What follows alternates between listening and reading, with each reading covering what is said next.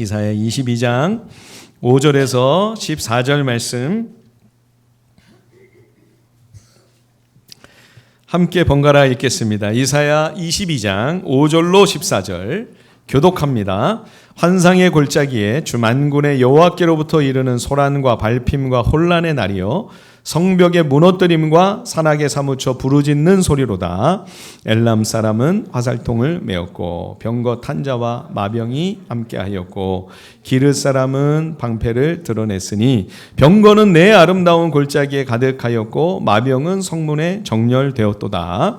그가 유다에게 덮였던 것을 벗김에 그 날에야 네가 숲을 곳간의 병기를 바라보았고 너희가 다윗성에 무너진 곳이 많은 것도 보며 너희가 아랫못에 물도 모으며 또 예루살렘의 가옥을 개수하며 그 가옥을 헐어 성벽을 견고하게도 하며 너희가 또 옛 못의 물을 위하여 두 성벽 사이에 저수지를 만들었느니라.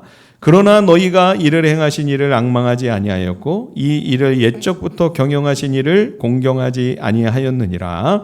그 날에 주 만군의 여호와께서 명령하사 통곡하며 애곡하며 머리털을 뜯으며 굵은 배를 띠라 하셨거늘 너희가 기뻐하며 즐거워하여 소를 죽이고 양을 잡아 고기를 먹고 포도주를 마시면서 내일 죽으리니 먹고 마시자 하는도다. 만군의 여호와께서 친히 내 귀에 들려 이르시되 진실로 이 죄악은 너희가 죽기까지 용서하지 못하리라 하셨느니라. 주 만군의 여호와의 말씀이니라. 아멘. 이사야 13장에서 23장까지는 바벨론 제국을 비롯한 아수르, 애굽 등등 주변 여러 국가를 향한 주님의 말씀입니다. 마지막 23장을 이제 이따가 오후에 살펴볼 텐데 두로를 향한 경고의 말씀이 나오죠. 바로 그 앞에 오늘 우리가 읽은 이 이사야 22장은 유다와 예루살렘을 향한 하나님의 엄중한 경고입니다. 13장에서 23장까지 단순히 이방 나라 민족만을 책망하고 꾸짖는 것인가? 그렇지 않습니다. 그 와중에 이스라엘이 그들과 어떤 외교적 관계를 맺고 또 이 국제적인 이 아수르의 침략이라고 하는 공통적인 이 위기와 위험 가운데서 과연 유다는 하나님의 백성들은 어떤 자세를 취하는 것이 합당한가? 지난 주일도 말씀드린 바와 같이 이사야 14장과 18장에서 연이어 블레셋에서도 또 구스에서도 애굽과 구스와 블레셋이 반아수르 동맹을 체결을 했거든요. 그러니까 유다도 여기 들어와야 된다. 그러면서 히스기야 왕을 막 외교적으로 압박을 하고 있었던 거죠. 그런데 여기서 유다 왕 히스기야가 과연 어떤 선택을 해야만 하는가? 하나님께서 대언자 이사야를 통해 똑똑히 말씀하십니다. 자, 거기를 한번 우리 앞으로 가서 좀 한번 찾아볼까요? 자, 22장에다가 끈을 끼워 놓으시고요. 이사야 14장 같이 한번 살펴보겠습니다. 지난 수요일 날 우리가 말씀을 나눴는데요. 이사야 14장 맨 끝에 32절 거기 다시 한번 읽고 가겠습니다. 이사야 14장 32절 이사야 14장 32절입니다. 다 함께 시작. 그 나라 사신들에게 어떻게 대답하겠느냐? 여호와께서 시온을 세우셨으니 그의 백성의 곤고한 자들이 그 안에서 피난하리라 할 것이니라. 여호와께서 시온을 세우셨으니 주의 백성은 시련과 고난이 닥칠 때 오직 주님만이 유일한 피난처다. 그러니까 저 강대국 아수르를 의지하는 것도 답이 아니고 또 애굽, 구스, 두로, 블레셋 이 동맹을 의지하는 것도 그것도 해답이 아니고 오직 여호와 하나님 한 분만을 굳게 붙들고 주님만 끝까지 의지해라. 이것이 하나님의 음성인 거죠.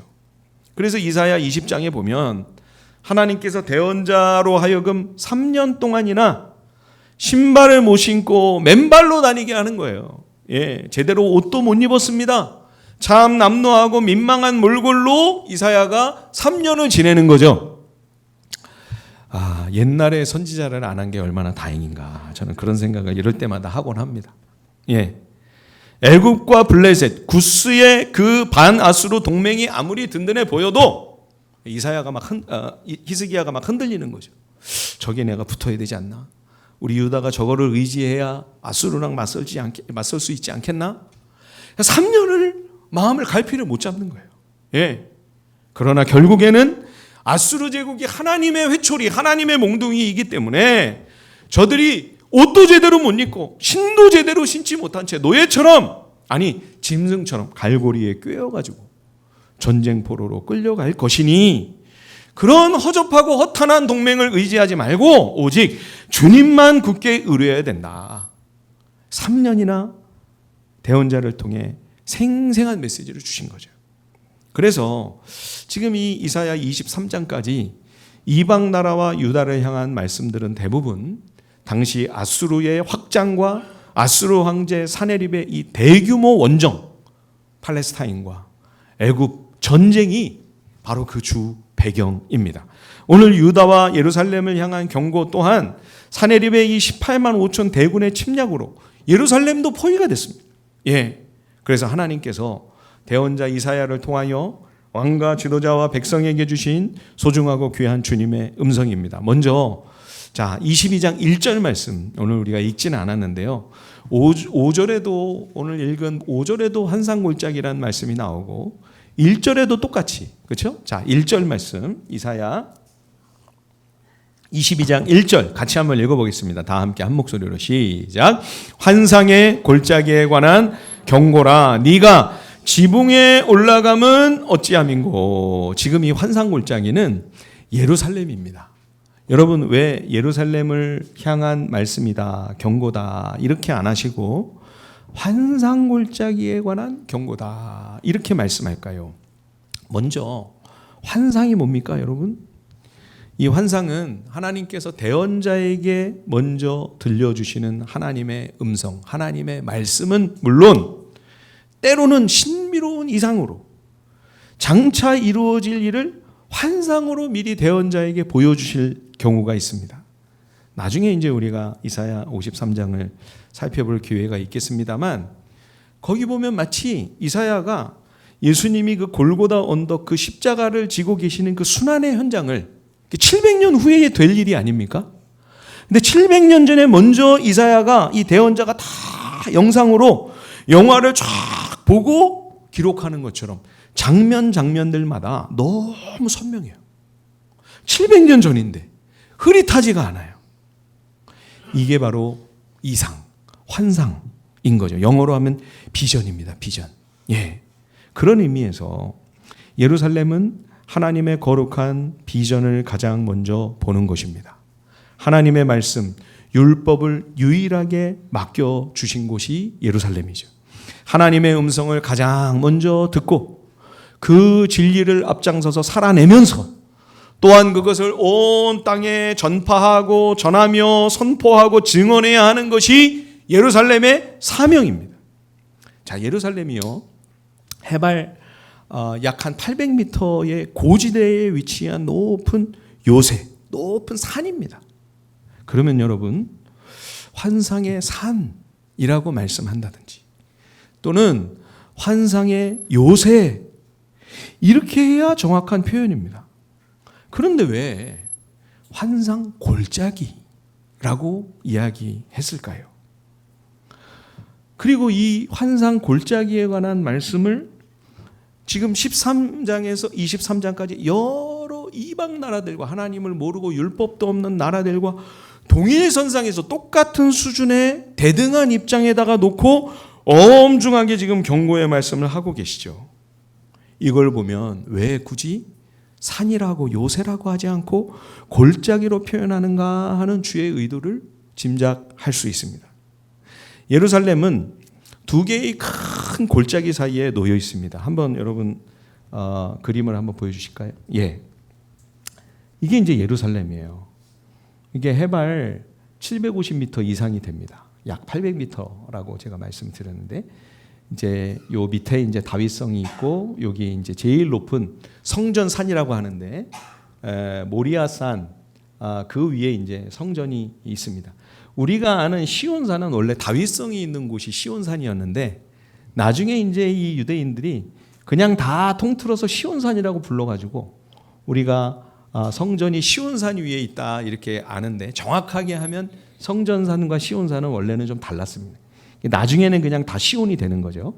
자, 그런데 이 예루살렘 성이 워낙 높은 고지대 산이다 보니까 골짜기가 깊이 옆에 패여 있는 거죠. 그러니까 이쪽 오른쪽에 있는 골짜기가 이게 기드론 골짜기입니다. 여기가 다윗이 이제 그 압살롬의 난이 일어났을 때 막 급하게 도망을 치면서 맨발로 신발도 못 신고 이 기드론 시내를 건넜다 그러죠, 그죠? 그러니까 이게 와디예요, 와디.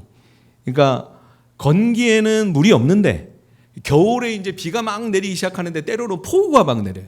그래서 폭우가 내리기 시작하면 이제 여기에 물이 흐르는 거예요. 그래서 다윗이 기드론 시내를 건너갔다고 합니다.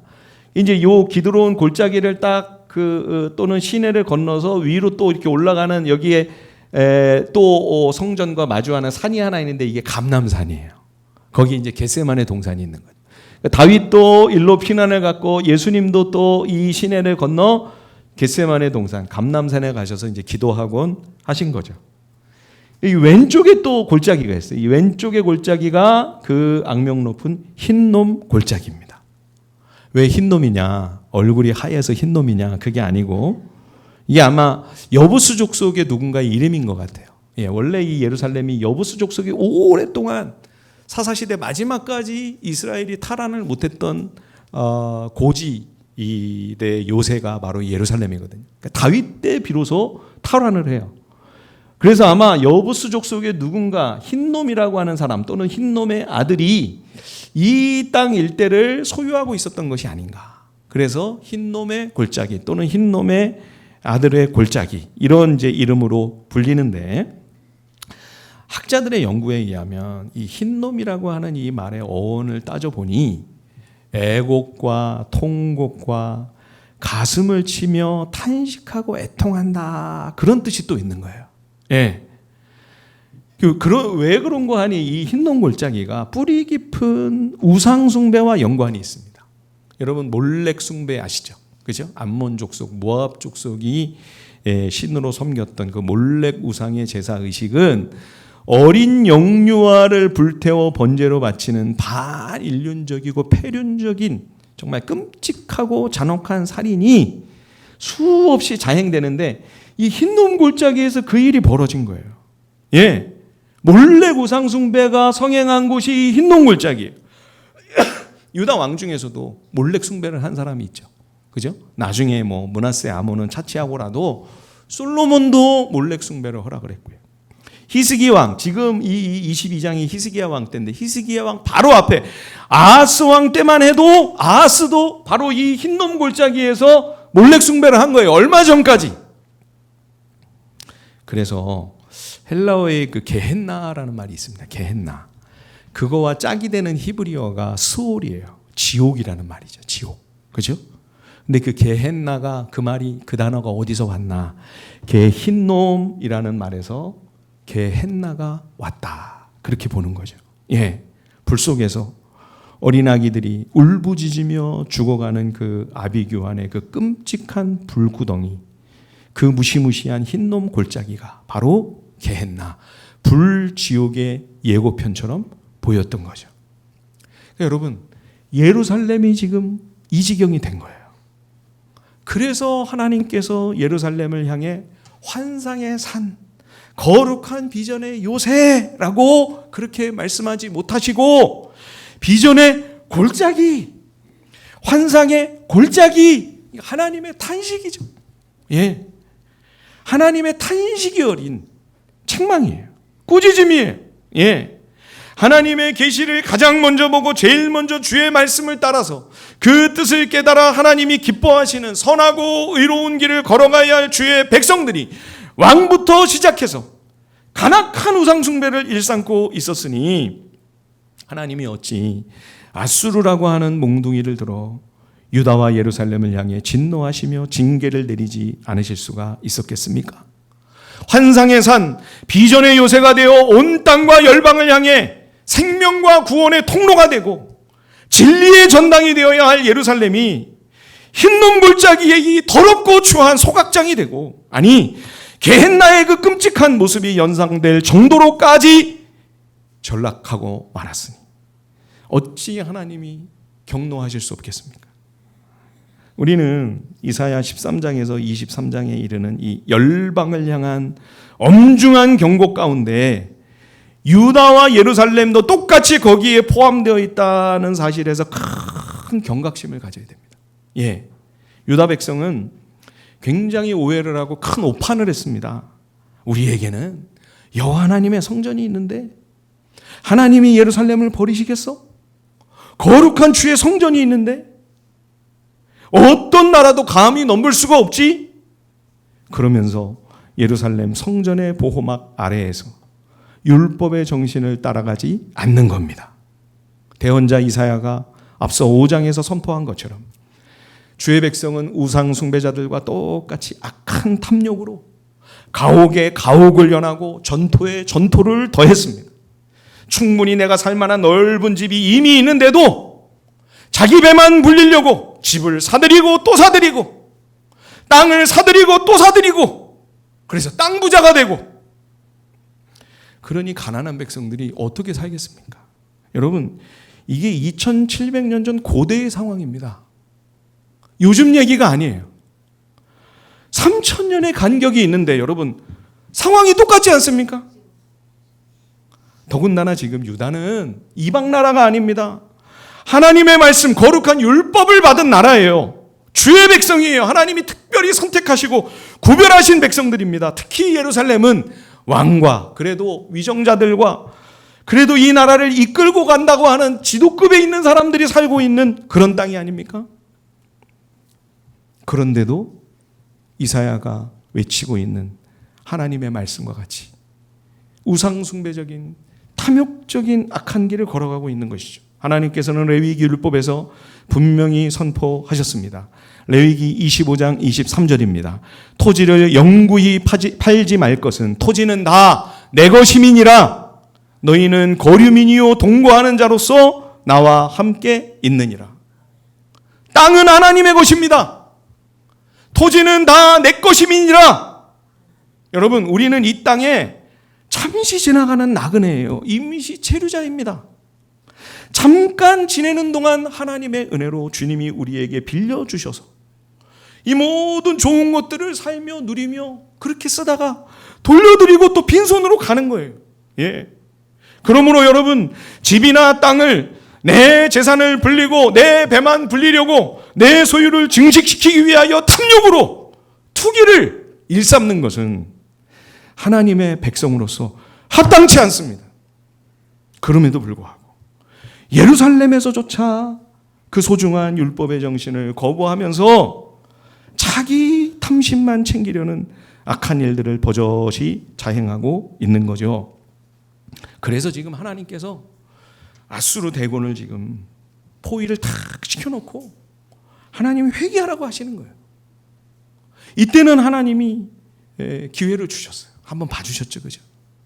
근데 결국에는 이 믿음의 길을 저버리고 악한 욕심만 추구하며 또 다시 악한 길을 걸어가는 유다를, 심지어 성전이 있는 예루살렘을 나중에 이제 바벨론 제국에 의해 패망케 하십니다. 여러분 기억하십시오. 하나님은 예루살렘 성전, 주의 거룩한 이름으로 일컬어지는 여호와 하나님의 존귀한 성전을 버리셨습니다. 여러분, 하나님의 백성이 거룩하지 않으면 성전이 뭐 대단하고 아무리 화려하고 거대하고 그거는 하나님께 아무 의미가 없습니다. 예. 하나님의 마음, 하나님의 관심은 우리들에게 있습니다, 여러분. 큰 건물, 화려한 어떤 그런 곳에 있는 게 아니에요. 여러분, 오늘 이 시대의 교회도 마찬가지입니다. 교회가 바로 오늘 말씀이 이야기하고 있는 환상의 공동체입니다. 교회가 흰놈 골짜기처럼 추하고 냄새나고 더러운 곳이 되어버린다면 세상의 외면은 받는 것은 물론 하나님께서도 버리실 수 있다라고 하는 것을 우리는 깊이 마음에 새겨야 합니다. 유대 백성들처럼 그래도 주의 교회인데 설마 주님이 외면하실까? 여러분, 이거는 영적으로 너무 아니란 마음입니다. 그 해이한 생각 때문에 지금 교회가 이렇게 심각한 공경에 처한 것이 아니겠습니까? 교회도 지금 환상의 산이 아닙니다. 환상의 요새가 아닙니다. 환상의 골짜기로 추락하지 않았습니까? 교회가 세상보다도 오히려 더 못한 모습들이 속속 드러나니 다들 교회를 향해 등을 집니다. 여러분, 다시금 교회가 계시의 요새가 되고 주의 말씀과 거룩한 비전의 산이 되어서 우리 주님 말씀하신 것처럼 산 위의 동네가 되어야만 되죠. 산상수훈의 마태복음 5장 14절에 보면 주님이 이렇게 말씀하셨죠.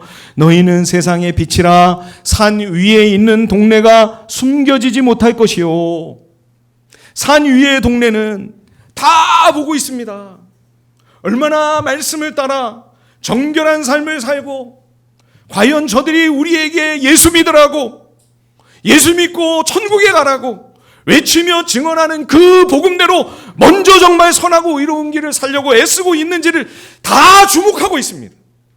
교회가 바로 그런 산 위의 동네. 오늘 이사야의 표현을 빌자면 교회는 환상 골짜기가 아니라 계시의 산, 말씀과 비전의 요새입니다. 여러분, 우리 교회는 이름부터가 벌써 하늘 비전 교회입니다. 골짜기 비전 교회가 되면 됩니까? 큰일이죠. 하늘 비전을 세상에 알리고 흘리는 거룩한 교회의 정체성을 다시금 회복해야만 합니다. 이것이 교회를 이 땅에 두신 우리 주님의 거룩한 목표이기 때문입니다. 환상의 요새가 환상 골짜기로 전락했으므로 하나님께서 강대국을 통해 징계하고 계신데도 그러나 유다 지도자들과 백성들은 정신을 못 차립니다. 예루살렘의 위정자들은 성이 포위되자 백성들의 안위는 안중에도 없고 몰래, 그것도 단체로 성 밖으로 빠져나가다가 사내립의 군대에 체포가 되고 맙니다. 백성을 위해 충성해야 할 지도자들이 자기만 살겠다고 성을 버리는 거예요. 망조가 들린 나라 아닙니까? 여러분, 아까 1절에 환상 골짜기를 향한 하나님의 경고라고 하시면서 너희가 지붕 위에 올라가면 어찌미냐. 여러분, 왜 지붕으로 올라갔을까요? 요즘 카페에 가면은 루프탑이 있는 곳이 많습니다. 높은 데서 아래 쫙 전경을 내다볼 때 경관이 쫙 너무 좋게 펼쳐져 있고 시야가 확 튀어서 기분이 좋은 곳도 있지만 심리적으로는 내가 높은 곳에 올라 세상 위에 있는 것과 같은 그런 쾌감과 만족감을 주는 거죠. 오늘 본문의 지붕이 영어 성경에 보면 루프탑입니다. 그런데 성경에 나온 기록치고 루프탑에 올라가 가지고 좋았던 기억이 별로 없습니다. 카페 가시면 루프탑에 이제 가지 마세요. 다윗도 지붕 위로 올라갔다가 루프탑에 갔다가 큰 시험에 듭니다. 오랫동안 심지어 나라까지 심각한 공경에 처하죠. 바벨론 제국 황제 느부갓네살이 왕궁 그 루프탑에서 온 천하를 내려다보면서 이게 다 내가 이룬 쾌거가 아닌가? 이게 다 내 소유가 아니냐? 이것이 나의 영광을 드러내고 있는 것이 아니냐? 발칙하게도 낯소리를 3번 짓거렸다가 바로 그냥 급전직하, 짐승만도 못한 처지로 떨어져 7년이나 권좌에서 물러나 있어야만 했죠.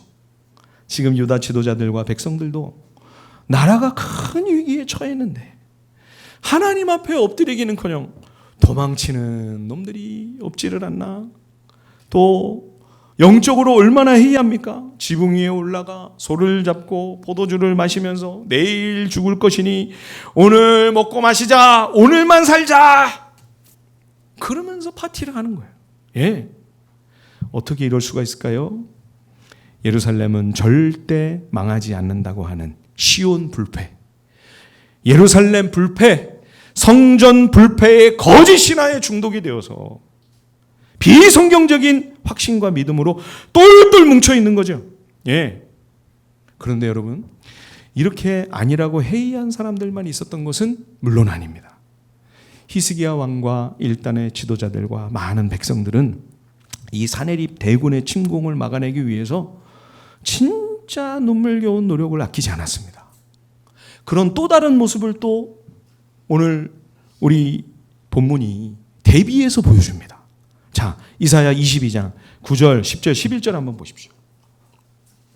너희가 다윗성에 무너진 곳이 많은 것도 보며 너희가 아랫못에 물도 모으며 또 예루살렘의 가옥을 개소하며 그 가옥을 헐어 성벽을 견고하게도 하며 너희가 또 옛 못에 물을 위하여 두 성벽 사이에 저수지를 만들었느니라.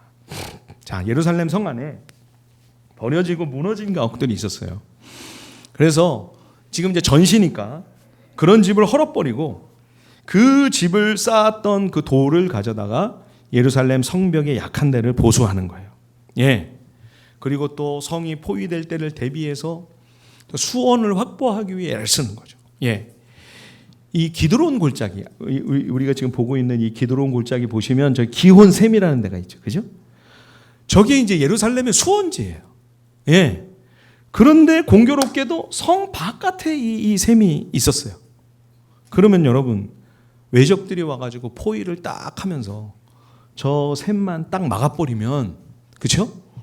그러면 성 안에 있는 사람들은 다 굶어 죽고 다 목말라 고사가 되는 거 아닙니까? 그래서 히스기야 왕이 저 기온샘 밑으로 지하로 터널을 파가지고요. 안쪽에 저 실로암 못이라고 되어 있죠, 그죠? 예. 그래서 지하 터널을 만들어 가지고 533m의 지하 터널로 수로를 연결해서 바깥에 기온샘은 이제 은폐를 딱 시켰겠죠. 적들이 모르도록. 그렇게 해놓고 조용히 이 물이 성 안으로 흐르도록. 그래서 실로암 연못에 안정적으로 물이 공급되게 큰 공사를 합니다. 예, 다음 그림 보여주시면, 예, 여기가 이제 성 바깥에, 이게 이제 다윗 성벽입니다. 성 바깥에 이 기온샘이 있어요. 여기는 이제 와디죠, 와디. 이제 물이 있을 때 이제 이렇게 흘러서 아랫못으로 내려가는 거고, 여기는 항상 이제 물이 늘 있는 곳인데, 그래서 요 점선으로 된 요게 이제 지하 터널입니다. 예, 여기가 해발 800m 되니까 이 지하 터널의 높이는 한 해발 한 600m 정도라고 그래요. 예, 성으로 보면 성 위에서 보면 지하죠, 그렇죠? 그래서 요게 이제 533m예요. 예, 이렇게 터널을 파가지고 이 실로암까지 물이 안정적으로 공급이 되도록 한 겁니다. 다음 사진 한번 보여주십시오. 이게 이제 실제 히스기야 터널입니다. 지금도 물이 흐르고 있어요. 예루살렘 혹시 성지순례 가시면 히스기야 터널을 꼭 보시기를 바랍니다. 일로 다 지나갑니다. 한 사람이 아주 정말 좁게 이렇게 한 사람 겨우 지나갈 수 있는, 예, 이 발이 요 정강이 정도의 찰랑찰랑하게 사진을 찍으면서 쭉 이제 실로암까지 그 500m를 쭉 가는 거예요. 이 안반을 양쪽에서 뚫었다고 그래요. 한쪽 팀은 실로암에서 출발해서 뚫고 한쪽은 기온샘에서 뚫고, 그 중간에 만나가지고 이 터널을 뚫은 거죠. 2700년 전 고대의 기술이 대단하죠. 자, 이 끝이 어디냐? 그러니까 여기가 바로 실로암입니다. 이 성 안에 이 실로암 연못까지 그 기온 샘물을 이렇게 끌어들인 거죠. 예, 여기가 예수님이 신약 시대에 그 한 맹인을 만나서 그 눈에 진흙을 바르시고 실로암 연못에 가서 씻어라. 그 실로암입니다, 여기가. 예, 다음 사진 한번 보여주실까요? 예, 지금 유대 학생들이 막 발 담그고 이 실로암 연못에서 막 놀고 있는, 예, 그러한 모습이죠. 예, 그 다음 사진 한번 보여주십시오. 이게 뭐냐면 이제 히스기야 터널의 비문인데요. 뭐 히스기야 왕이 남긴 건 아니고 내용을 해독해 보니까 그냥 그 공사하는 그 현장의 일꾼들이 기록을 한 거예요. 예, 이게 튀르키예 지금 박물관에 가 있는데 튀르키예 사람이 우연히 이걸 방문해 가지고 이게 튀르키예에 가 있어요. 그래서 이 히스기야 터널이 바로 그때 사네립의 침공 때 그 공사를 통해 그 당시에 이게 만들어진 거로구나 하는 증거가 되는 것이죠. 기혼에서 실로암까지. 그 앞에 한번 사진을 한번 다시 한번 보여주실까요? 좀 더 앞에요. 예. 그 다음 또 앞에. 예. 이 기온샘에서 이 실로암까지가 533m라고 그랬잖아요. 그러면은 기온에서 실로암까지 단면으로 딱 잘라서 보면 기온이 약간 높아야 실로암으로 계속, 실로암이 낮아야 물이 계속 흐를 거 아닙니까? 이 기온과 실로암의 이게 사이가 533m라고 그랬는데 이 높낮이 차이가 얼마나 났을까요? 어느 정도나 기온이 실로암보다 높았을까요? 예, 학자들이 연구를 해보니까 30cm 차이가 났답니다. 30cm. 30m도 아니고. 왜 그렇게, 그러니까 거의 평지나 마찬가지죠. 그렇죠? 약간 눈에 안 띄게 기울게 해가지고 물이 천천히 흐르다. 왜냐하면 막 너무 경사가 급해서 물이 막 폭포수처럼 소리가, 물 흐르는 소리가 크면 바깥에서 적들이 이거를 발견하지 않겠어요. 그죠? 그러니까 천천히 조용히 고요히 물이 흐르게 하도록 그렇게 정교한 기술로 30cm밖에 차이가 안 나게. 그래서 천천히 조용히 이 물이 실로암으로 흐르는 거죠. 자, 여러분 얼마나 그 고대에 2700년 전입니다. 얼마나 고생을 했을까요? 얼마나 수고를 했을까요? 예, 얼마나 대단한 기술이고 정말 우리가 지금도 박수를 쳐주고 싶고 응원을 하고 싶은 그런 마음이 생기지 않습니까? 그런데 놀랍게도 오늘 말씀을 보면 하나님께서는 너무 안타까워하고 아쉬워하시는 거예요. 자, 우리 11절 12절 다 함께 한번 읽어보겠습니다. 이사야 22장 11절과 12절 다 함께 시작. 너희가 또 옛못의 물을 위하여 두 성벽 사이에 저수지를 만들었느니라. 그러나 너희가 이를 행하신 이를 앙망하지 아니하였고 이 일을 옛적부터 경영하신 이를 공경하지 아니하였느니라. 그날에 주 만군의 여호와께서 명령하사 통곡하며 애곡하며 머리털을 뜯으며 굵은 배를 띠라 하셨거늘. 여러분, 그러면 이 히스기야 터널 공사가 다 잘못된 일입니까? 전쟁 대비하지 말고 아예 그런 건 하지도 말고 기도만 해야 됐을까요? 그렇지 않습니다. 전쟁 준비도 필요하죠. 수로를 확보하기 위해 이 터널 공사를 한 건 너무 시의적절하고 지혜로운 조치였습니다. 그럼에도 불구하고 하나님께서 왜 슬퍼하시나요? 이런 것만 믿고 의지하면서 하나님을 찾지를 않는 거예요. 하나님을 앙망하지 않는 것입니다. 여기 앙망한다는 이 말은 간절히 바라본다는 뜻입니다. 먼저 하나님을 의지하고 하나님의 도우심을 구하고 이 모든 수고와 노력과 성벽을 방비하고 수로를 준비하고 완벽하게 대비가 다 될지라도 그러나 주의 은혜와 도우심이 아니면 이 모든 노력과 수고가 아무짝에 소용이 없습니다. 이거를 깨닫고 하나님을 바라보고 하나님의 도우심을 간절히 기다려야 되는데 그러한 믿음의 모습은 전혀 보이지 않았던 거죠. 하나님은 이 위기 앞에 왕과 백성들이 먼저 회개하는 자세로 중심을 돌이키기를 원하셨습니다. 그래서 12절에 통곡하며 애곡하며 머리털을 뜯으며 이 머리카락을 뜯고 머리카락을 밀고 이거는 극도의 슬픔과 상실감을 표현하는 행동입니다.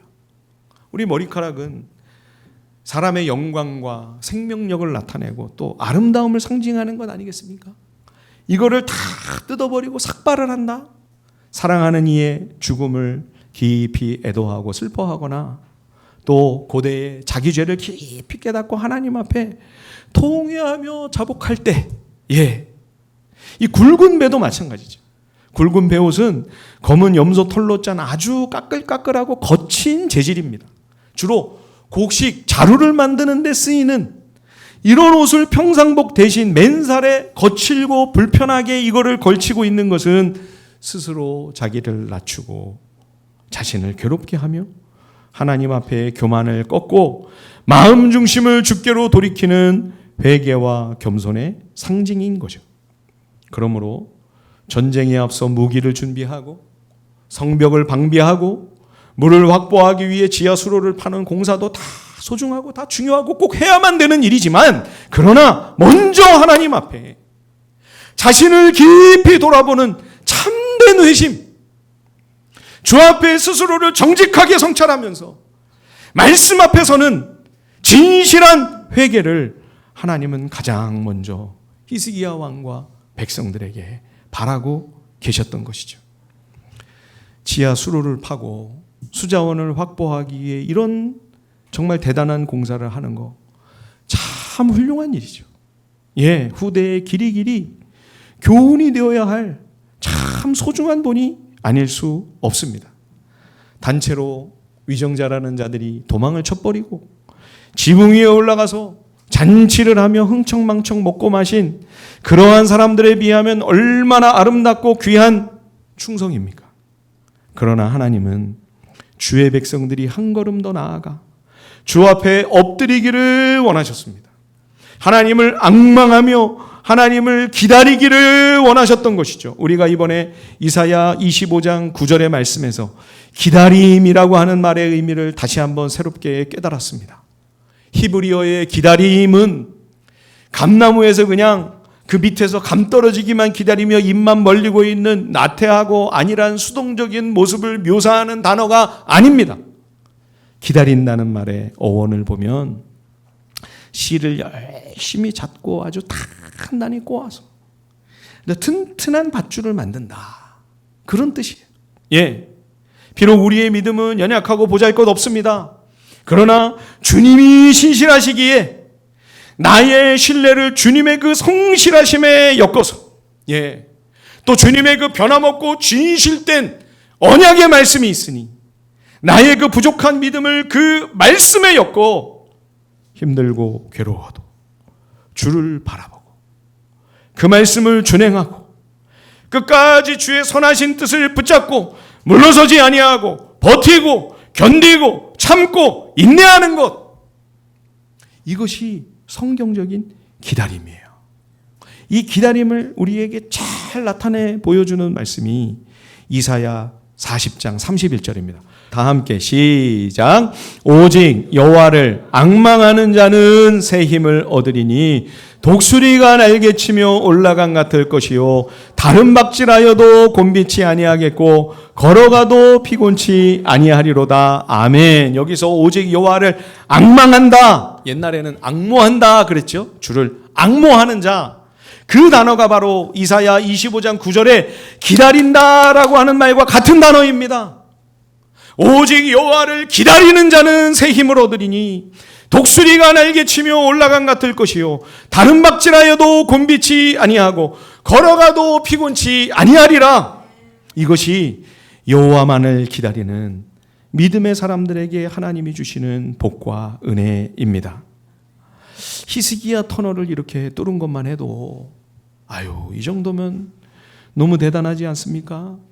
이 정도의 수고와 노력이면 정말 충분하지 않을까요?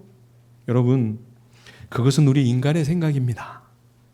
내 눈에 보기에 좋고 내 소견에 옳은 것이 하나님께도 좋을 거라고 생각한다면 오산입니다.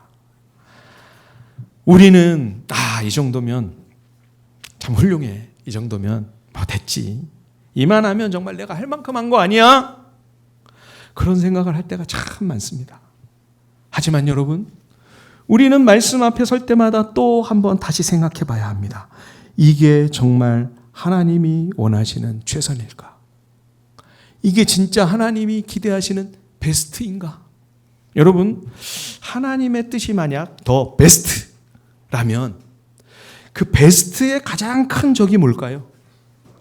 이 베스트로 가는 데 있어서 가장 큰 방해물, 가장 어려운 적수가 뭘까요, 여러분? 그것은 불순종이나 죄악이 아닙니다. 굿이에요, 굿.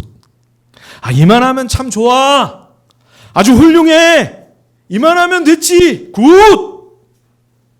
이렇게 생각하면서 우리가 안주하는 그 마음과 생각이야말로 하나님이 정말로 원하시고 기뻐하시는 뜻, 더 베스트로 나아가는 데 있어서 제일 큰 걸림돌, 가장 큰 장애물이 뭐냐?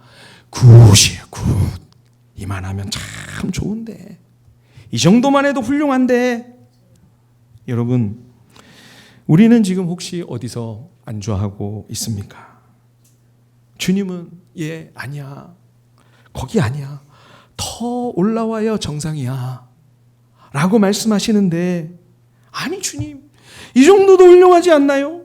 이만하면 그래도 제가 할 만큼 한 거 아닙니까? 그러면서 혹시 우리가 버티고 있는 것은 아닌지요? 내가 생각할 때, 내가 볼 때 굿, 아주 좋아, 참 좋아. 여러분, 거기에 안주하지 아니하고 주님이 원하시고 기대하시는 그 자리에까지 나아갈 수 있는 우리 하늘비전 공동체, 그런 저와 여러분들의 믿음과 삶이 될 수 있기를 주님의 이름으로 간절히 축원드립니다.